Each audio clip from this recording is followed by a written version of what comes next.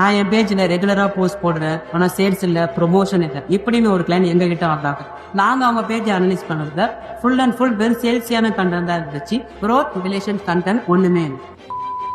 எக்ஸாம்பிளுக்கு நீங்க ஒரு ட்ரீடிங் அகாடமி ஓனர்னா உங்களோட target audience fresher, 980 students, career gap students. So இப்போ நீங்க யோசிக்கலாம், இவங்களுக்கு என்ன மாதிரி கண்டென்ட் போட்டா அவங்களுக்கு அட்ராக்ட் ஆகும். ஒரு ஃப்ரெஷர் எப்படி இருப்பான், அவனுக்கு கோடிங் நாலேஜ் எதுவுமே இருக்காது, கோடிங்னா என்னன்னே தெரியாது. இப்ப நீங்க அவனுக்கு ஒரு கோடிங்கை பத்தி எஜுகேஷன் கண்டென்ட் ஒன்று போட்டீங்கன்னா அது அவனுக்கு அட்ராக்ட் ஆகும். அந்த கோடிங்கை பத்தி அவன் படிக்க ஸ்டார்ட் பண்ணுவான். அந்த கோடிங்ல டவுட் வந்து அவன் கமெண்ட் போட ஆரம்பிப்பான். அதுக்கப்புறம் இன்டர்வியூ எப்படி கிராக் பண்றது, ஃபர்ஸ்ட் டைம் எப்படி இன்டர்வியூ கிராக் பண்றது, இந்த மாதிரியான டிப்ஸ் வச்சு நீங்க கண்டென்ட் போடலாம். இது மாதிரியான கண்டென்ட்லாம் நீங்க போட்டீங்கன்னா உங்க டார்கெட் ஆடியன்ஸுக்கும் உங்களுக்கும் ஒரு கம்யூனிகேஷன் கிரியேட் ஆகும். இந்த டைம்ல என்கிட்ட ஒரு கோர்ஸ் இருக்கு, நீ அதை வாங்கிக்கோன்னு சொன்னா அவன் அதை கண்டிப்பா வாங்குவான். ஏன்னா அவனுக்கு ஆல்ரெடி உங்க மேல ஒரு ட்ரஸ்ட் வந்து கிரியேட் ஆயிருக்கும். உங்களுக்கு சேல்ஸும் ஈஸியா ஆகிடும். இந்த மாதிரியான பிசினஸ் க்ரோத் டிப்ஸ் தெரிஞ்சுக்கணும்னா நம்ம அக்கௌண்ட்டை ஃபாலோ பண்ணிட்டு போகும்.